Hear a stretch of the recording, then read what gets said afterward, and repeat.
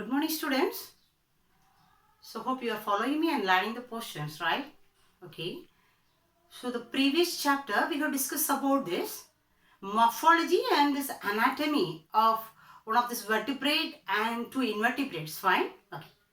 So today we are supposed to begin one new chapter, chapter 5, that is digestion and absorption, which is belongs to unit 3, right? The topic is digestion and absorption, right? So in this chapter we are supposed to discuss the digestion as well as this absorption process of this human being, right? Okay. So here we have to discuss about this. First we have to discuss this anatomical feature of this digestive system. Of course, what do you mean anatomy? The internal structure, right? So the internal structure of this digestive system and absorption process and the digestion process. And finally, we will look into this, certain diseases and disorders which is related to this digestive system. Fine. So these are the things we are going to discuss in this chapter. Fine. Okay. So anyhow, let us move to the topics. So first, let us discuss what do you mean digestion, or what is the need of this taking food, right? So of course, after taking the food, only the digestion process is going on, right? So what is the need of this taking food? Of course, everyone knows the food is giving energy to the body, right? And the food is useful for this building up of the body parts, right? Then it is useful to damage this, repair the damaged tissues, right? And this is coordinating this body functions. For this, all those processes, of course, the food will be, very helpful, right? Okay.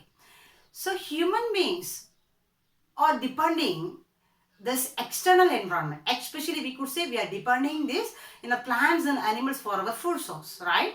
So when we get the food from outside, this food will be in the form of these macromolecules. Whatever food we take, so the food is in the form of this complex or macromolecules, right? So whatever food we take, it consists of certain basic nutrients. Could you see what are the basic nutrients will be there in the food? So of course the carbohydrates, right? Carbohydrate. So carbohydrate will be there, right? Then protein. So the food consists of this protein, right? Then the food consists of this fat or lipid. Then vitamins. So the food consists of the vitamins, minerals. Then fiber, water. So these are the major nutrients, organic nutrients. So organic nutrients which is present in the food, whatever we take. So of course we are depending the external environment for our food, right? So these are the basic component which is present in the food. So this food is, if we take carbohydrate or protein or lipid, it will be as a macromolecular form. So it will be as a macromolecule. So this molecules will be as the biggest molecules. So it is bigger than the cells. So the cells are very smaller it is microscopic, right? So cells are very smaller than these molecules which we consume. Understand? That's why these cells cannot absorb this macromolecule. So it cannot utilize these macromolecules to convert into energy, right? That's why this macromolecule must to converted into simplest molecules. Understand? So if it is in a simplest form, these cells can utilize this easily and this rest of the process can be done by the cells. Have we got? So that's why that is the process we can say. So the macromolecule must to convert it into simplest molecules. Have we got?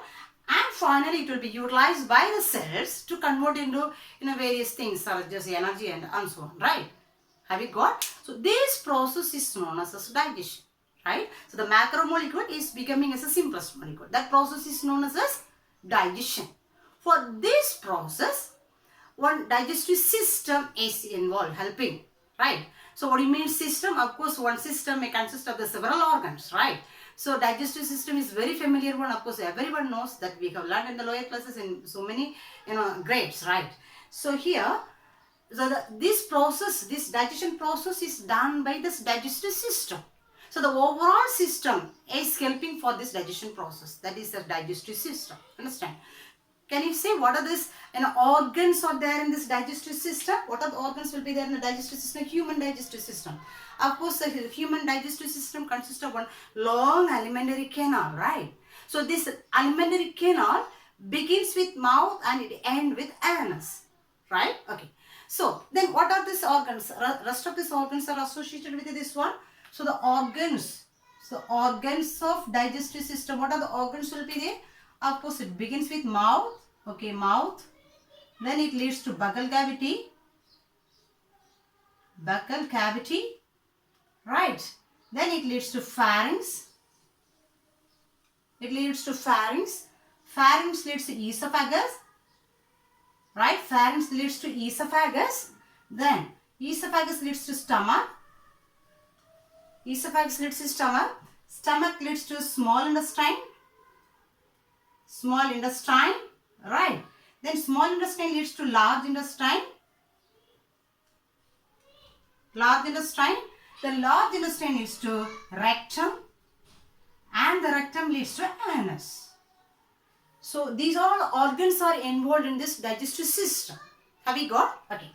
And certain glands are also associated with this digestion process. That is, we could say it is, salivary gland,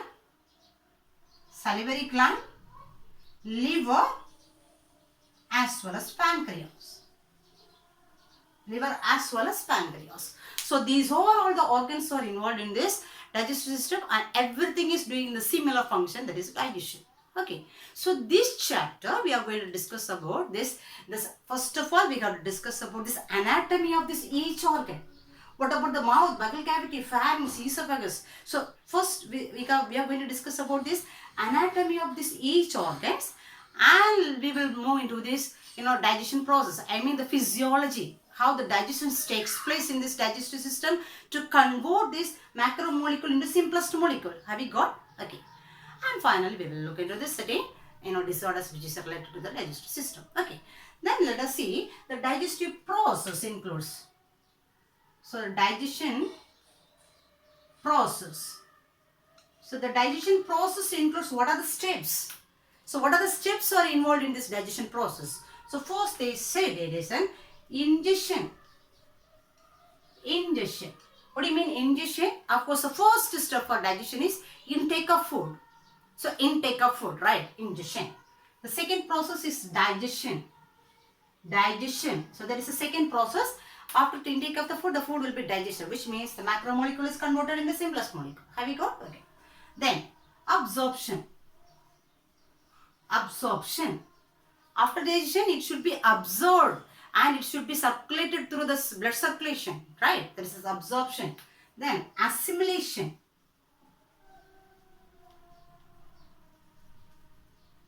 Assimilation in the sense, after reaching the cells will utilize these substances to convert it into energy. So that process is known as assimilation, right? After assimilation, so this undigested waste materials must be eliminated, right? It should be sent out. That process is known as digestion. So the digestion process takes place as 5 steps. So the digestion process is going on as 5 steps. That is ingestion, digestion, absorption, assimilation, digestion.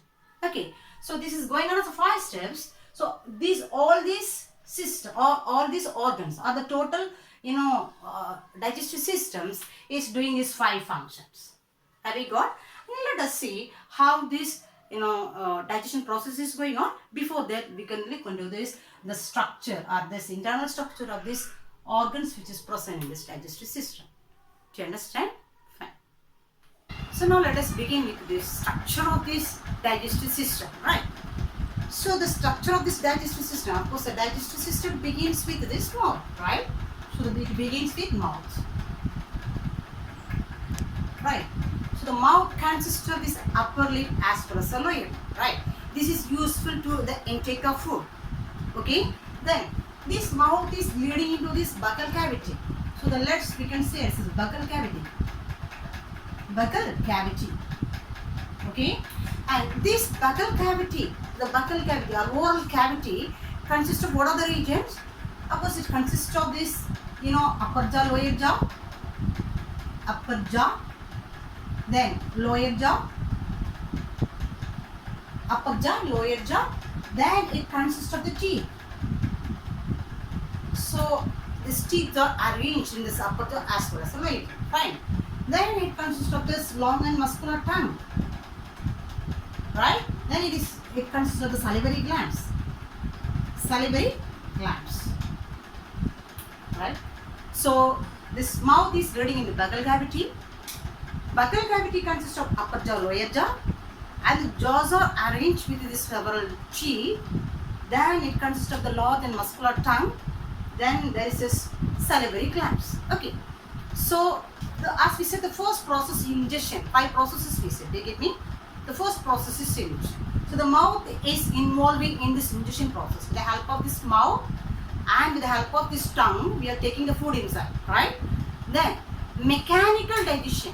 Mechanical digestion, not chemical digestion.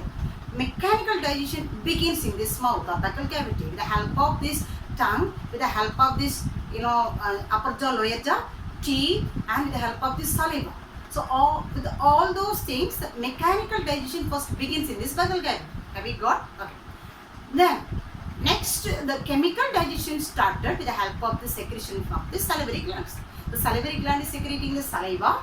So the saliva consists of the enzymes. With the help of these enzymes, this chemical digestion begins. So that we will learn later, right? Just we are going to learn about the structure now. Have we got? Okay. And so first we can look into this, the upper jaw and the lower jaw and the teeth arrangement in these jaws. Understand? Okay. So listen. So upper jaw and the lower jaw we can draw now. Right? So upper jaw and the lower jaw. And in this jaw, the teeth are socketed inside this jaw. Am I right? So the teeth is socketed inside. For example, if it is a gum, it's a gum region, right? In this gum region, this teeth is socketed inside. Teeth is socketed inside, right?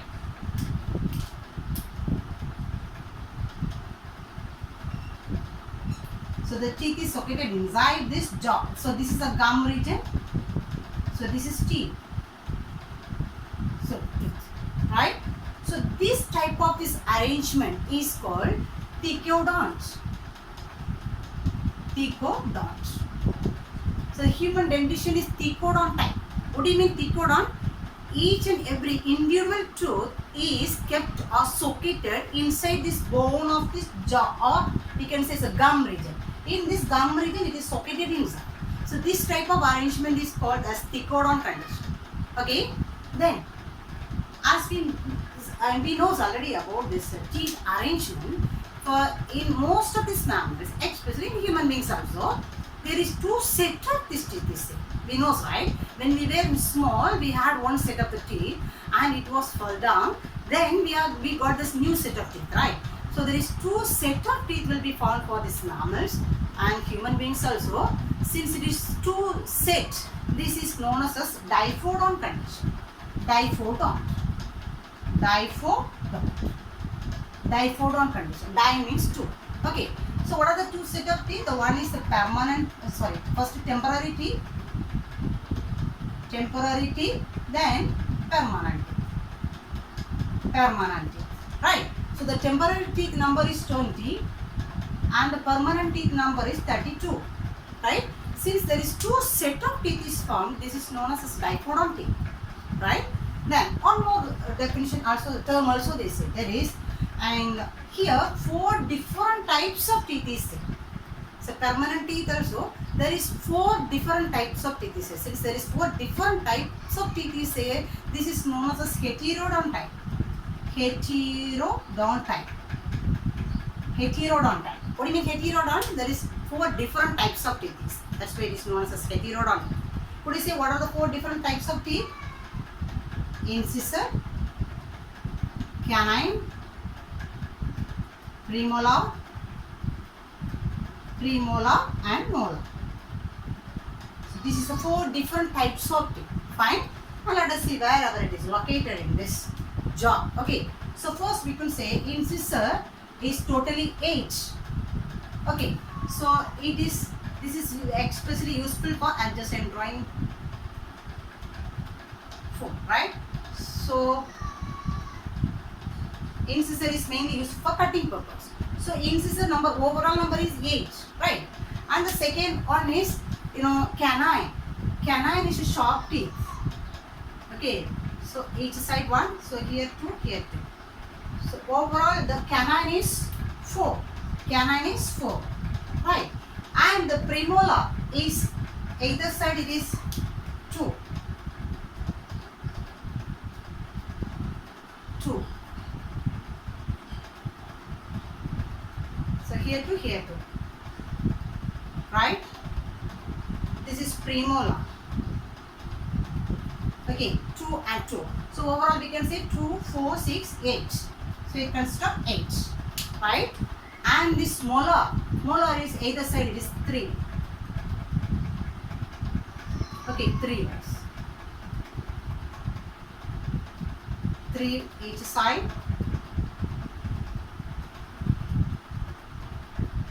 So 3 in each sides. Okay. So here the overall number of this molar is 3, 6, 9 and 12.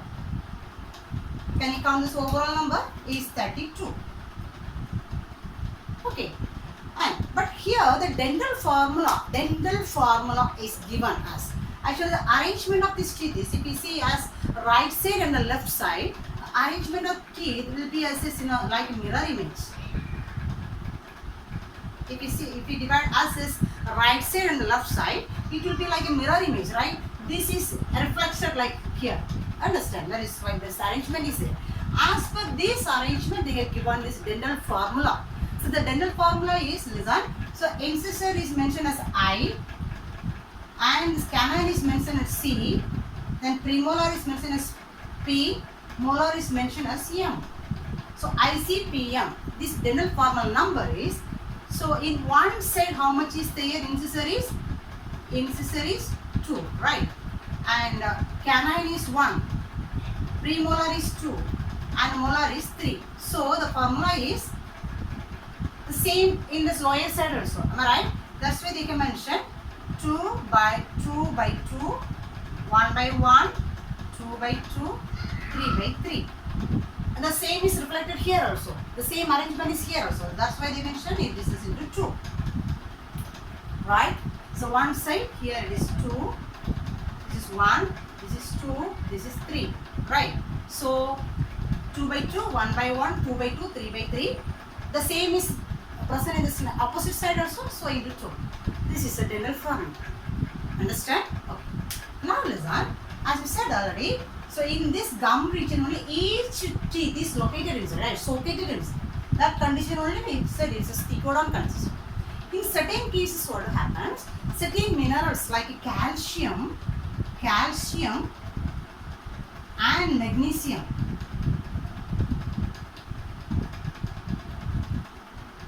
Calcium and magnesium used to deposit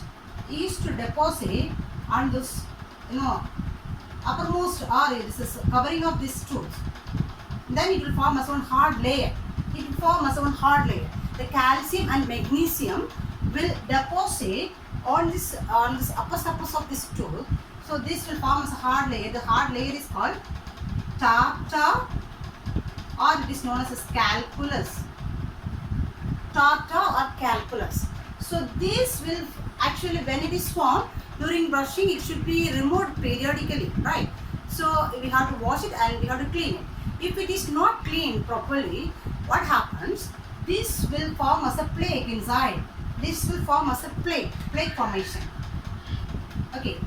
So which means it will form along with this as a bacteria and so on. Along with the space and the bacteria, it will form as one plaque. That is known as a plaque. The plaque formation happens, right? So gradually what happens? These plaques, it leads, it would leads into between this gum and this, enamel of this teeth. The outermost teeth is known as enamel. It is covered with the enamel. So just imagine this is located inside. So this, this plaque will form between this gum region and the enamel of this teeth. So what happened? And it started to, remove from this gum part. Have you got? It will remove it because there is a layer between these two. So it started to remove from the gum. Moreover, it leads to inflammation, infection and irritation, bleeding will be there. So these are all these problems it causes. Understand? So that disease is known as gingivitis. Gingivitis. Okay? So that is about this.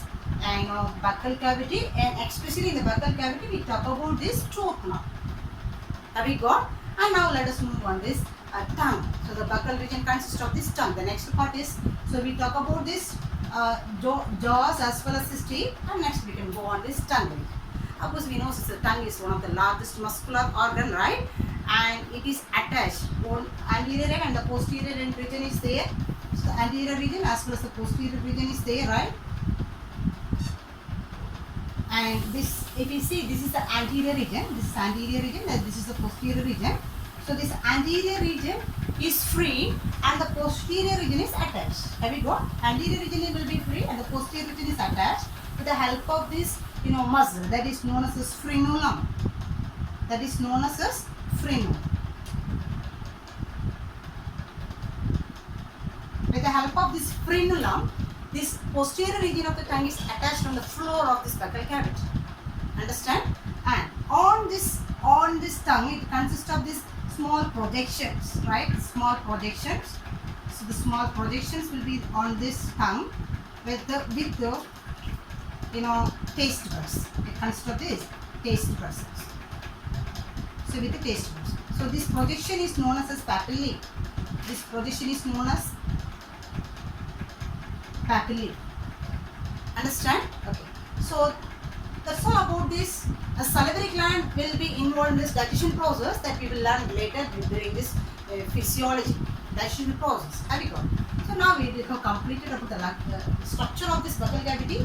That is the upper loeta and the teeth and linchpin and this tongue. Understand? And what is the function of this tongue? Of course, tongue is useful to get the food, and it is useful for grinding the food along with the saliva and upper loeta along the teeth, right? Then it is useful to swallow the food. Then it is function as one of this organ for speech. Understand? So now let us go for the next part. After buccal cavity, it is leading to pharynx. Understand? So now let us begin with the next region, that is pharynx, right? So first we talk about this mouth. So then we talk about this buccal cavity, right? And next region, it is leading to pharynx, right? So pharynx, where is the pharynx? The pharynx is the common part for this respiratory system as well as this digestive system. So which means is that we draw this. Okay, so this is some nostril, and this is mouth. So nostril is leading to, nasal cavity. So nostril is leading to nasal cavity, right? And this mouth is leading to buccal cavity, right? Buccal cavity. And both opens into the common path. This is known as pharynx.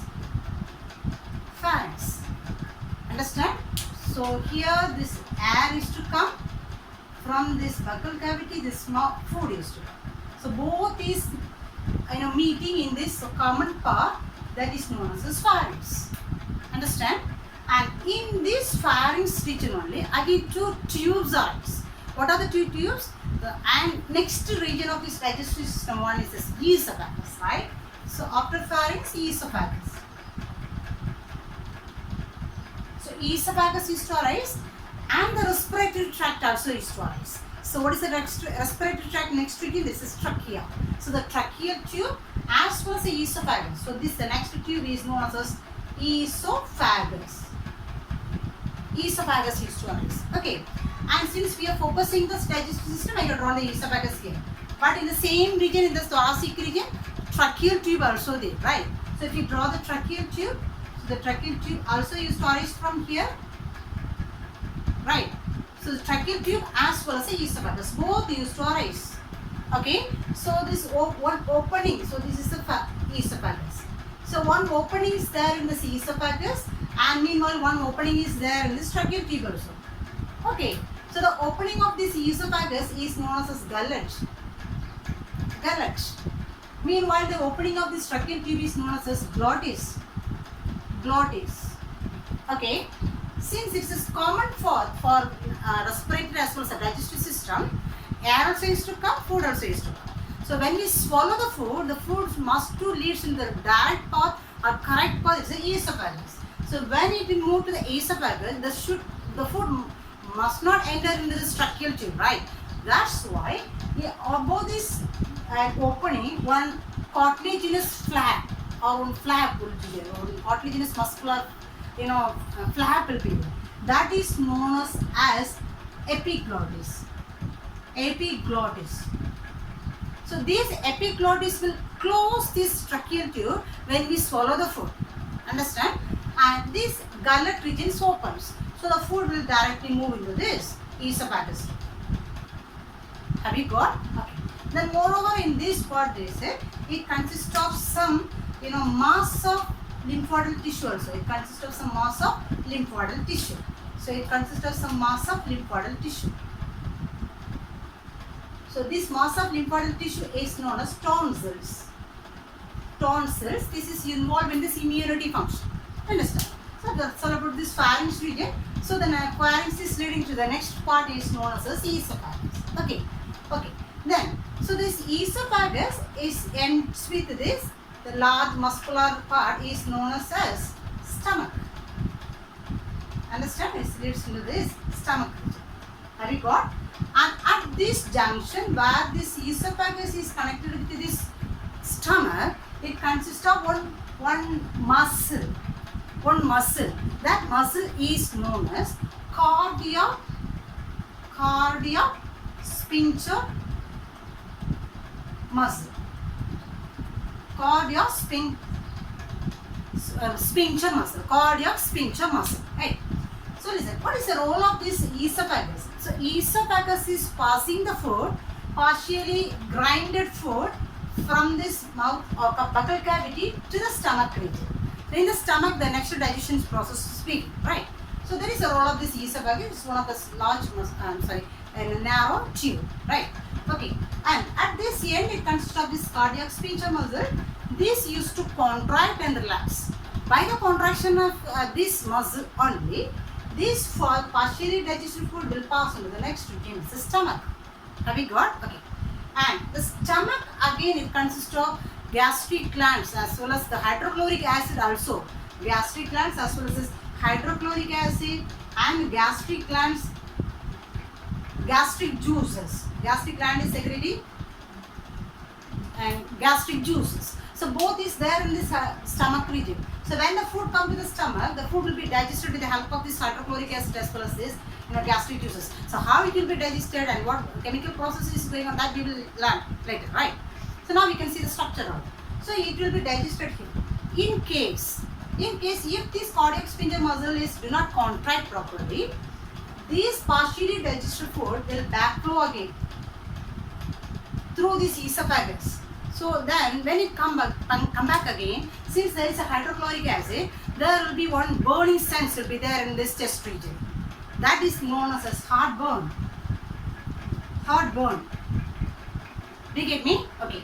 So this disorder is known as GERD, which means gastroesophageal reflux disorder. It is refluxing like that. So reflux disorder. Have you got this as one of this important question? So what is GERD? So what is the reason? When this cardiac sphincter muscle do not contract properly, the partially digested food is sending backward.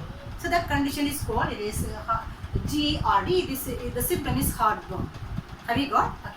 And we can come, so that is all about this esophagus, right? Then we can come to this next region is stomach. Next region is stomach. Are you following me? Okay. So stomach also consists of the three regions. So the part where it is connected with this esophagus, this region is known as cardiac region. Cardiac region. Okay. And the central region, large region, this is known as fundic region. Fundic region. Okay. And this end part where it is connected to this duodenum, small intestine. So this region is known as pyloric region. Pyloric region. Okay. So cardiac region, fundic region as well as a pyloric region. So what is the role of the stomach? In the stomach, the food will be stored temporarily. Meanwhile, this stomach consists of these gastric glands and is secreting these gastric juices. And meanwhile, it is producing the hydrochloric acid also. So those things is helpful for the digestion of the food, right? After digestion, the food becomes its chyme. So the chyme will be transported to the next region, in the small intestine. Now the rest of this digestion and the absorption process is going, right? And at this end of this stomach region, it consists of another one muscle. Have you noticed? This muscle is known as this is cardiac sphincter muscle, and this end of this region also consists of this muscle, which is regulating this passing of the food to this next part. It is the intestine. So this sphincter muscle is known as pyloric sphincter muscle. Pyloric sphincter muscle. Understand? So this, by the contraction of this pyloric sphincter muscle, the food is moving towards this next region. It is a small intestine. Have you got? Okay. And the one more part is there in this stomach. That is this. It consists of some muscular fold. And the wall of the stomach consists of some muscular fold. So this muscular fold will enlarge when the food is moving towards the stomach. So this will, when it's enlarged, the stomach can accommodate large amount of food. So this folding is known as rugae. Rugae. Right? So this is helpful to accommodate this large amount of food inside the stomach. Right? So we have completed, listen, mouth in this alimentary canal, the first part mouth over, and it is leading to buccal cavity we discussed. Then the pharynx region, right? It's a pharynx region. Then esophagus region as well as the stomach region. Then finally it is leading towards this small intestine, then large intestine, finally rectum and anus. Okay? Have you got? Okay, let us see the next part. It is small intestine, right? So the next one is the small intestine. Small intestine. So the stomach is leading to small intestine, and the small intestine is the largest part in the alimentary canal. So the small intestine is divided as 3 divisions. The beginning is duodenum, and the central region is this jejunum, and the end region is this ileum.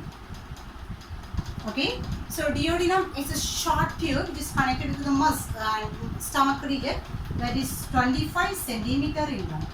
25 centimeter in length, and jejunum 2.5 meter in length, and ileum is the largest region, lengthiest region, that is the 3.5 meter in length. Okay, so it's a long coiled tube. It is starting from the stomach. So from the stomach, this is duodenum region, you could see, and then it is passing as a long coiled tube. Okay.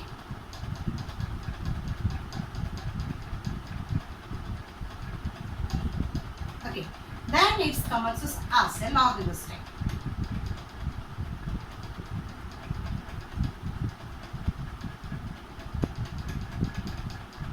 It commences as a large intestine. Okay.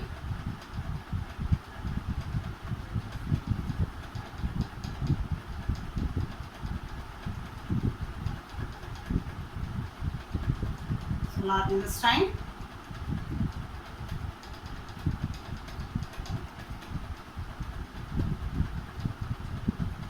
Okay, listen. So the first is a small intestine. Small intestine is divided into 3 divisions: duodenum, jejunum, as well as the ileum. Right. So duodenum is the shortest tube. It is connected to this stomach region with the help of this pyloric sphincter muscle. Am I right? Okay. Then this duodenum part actually is connected to this. This glands, largest glands is known as liver and pancreas. So the liver and pancreas secretion is led into this duodenum region. Okay, and the next region. So the duodenum consists of some glands that is known as Brunner's gland. Brunner's gland. So this Brunner's gland is secreting mucus substances in this duodenum region. Have you got? Okay. So duodenum region. This is duodenum. Okay. And the next part is the coiled part is known as jejunum region, and the end of this region is known as ileum part. Okay, and this ileum part consists of some specific structure that is known as small finger-like projections, minute projections, that is known as villi. So it consists of small finger-like projection inside this jejunum regions that is known as villi. So this is known as villi. Small minute projections are there, that is known as villi. And this villi consists of again some brush border like appearance of this minute villi. Again this is giving us a brush border appearance. This minute villi is known as microvilli. Microvilli. Have we got villi and microvilli?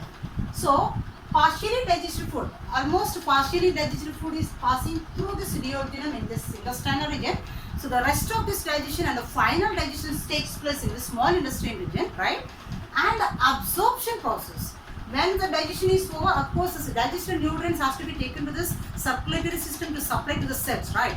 So final absorption process is takes place in this ileum region where this microvilli is present. Understand? Or villi is present, microvilli is present. This will absorb these nutrients and pass it to this circulatory system, right? So along with this villi, this ileum region consists of along the ileum region it consists of goblet cells. Villi is there, again it consists of goblet cells. These goblet cells, do you remember, it is secreting mucus substance there, right? Again it consists of some group of lymphoidal tissue, or mass of lymphoidal tissue. This is producing the lymphocytes. The tissue is known as Peyer's patches. Peyer's patches. So these three is present in this ileum region. Have you got? So this three is present in ileum region. This Peyer's patches is producing lymphocytes. Lymphocytes. This is involving in this immunity process. Have you got? Okay. So this is present in this ileum region. And finally, this ileum is leading to this next region of this large intestine. Have you got? Okay. And listen, and in this villi, so villi consists of some more, projections will be there in this villi. So between this villi, there will be some depressions. So this depressed part is known as, crypts of Lieberkühn.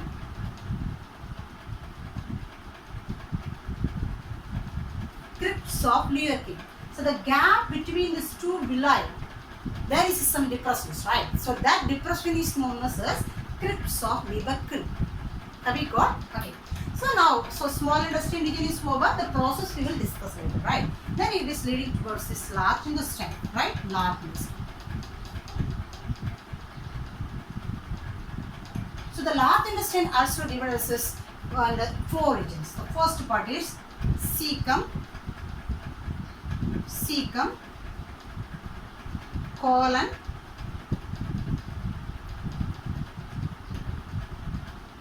rectum. So three regions: cecum, colon, and rectum.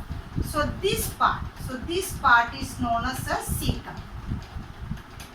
Okay, this rest of these regions, this fully from here to here, it is known as a colon, right?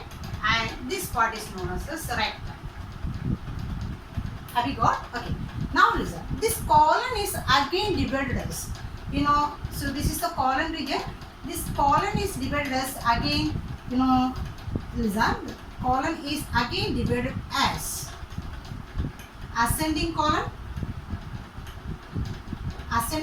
So this is moving upwards. So it is known as ascending colon. Then the next region is this transverse colon.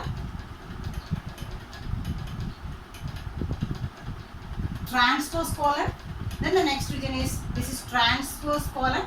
Next region is descending colon. So this is known as again, the next one is this descending colon. And the final one where there is a curve, that is known as a sigmoid colon. The next one is this sigmoid colon. Okay, and the sigmoid colon will open into this rectum region. Okay, so listen. So this colon is again divided as ascending colon, transverse colon, descending colon, as well as a sigmoid colon.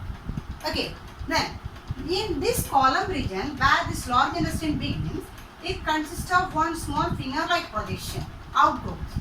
So this finger-like outgrowth is known as vermiform appendix. Vermiform appendix. So commonly we used to call as appendix region, right? So it is known as vermiform appendix, and especially this cecum region. So this is the cecum region, right? So this cecum region, this cecum region only, this projection is there, that is known as vermiform appendix. So this cecum region and this vermiform appendix region is larger for this herbivorous animals. Herbivorous animals which is to take this plants, it consists of a lot of cellulose. So this part is helpful for the digestion of the cellulose. Understand? That's why for herbivorous animals this will be enlarged. But for these mammals it is reduced. Have you got? Okay. So now listen. After this digestion process, the nutrients is taken by the small intestine with the help of this villi, and undigested waste materials, okay, fecus matters, is coming through this large intestine region. So first it comes into the cecum part, then colon region, finally into the sigmoid colon, then it is left into this rectum region. Understand? And in this rectum, this fecus matter will be temporarily stored, then it will be sent out through this next opening, it is called anus. Anus region. So in this anus region also, after this large intestine, it consists of this. Now after large intestine, it consists of rectum and finally anus. Have you got? Anus also consists of these two, sphincter muscles, external as well as this internal. So two sphincter muscles. Sphincter muscle is there. As I said already, sphincter muscle is used for contraction and relaxation. So it will push these substances to the next region. So here also, so it is this sphincter muscle is helpful to eliminate these fecus substances. Have you got? Okay. And in this anal region, it consists of a lot of arteries and veins supply will be there. So that is known as colon. So if this column is enlarged, in certain cases, it leads to piles, or it is known as hemorrhoids.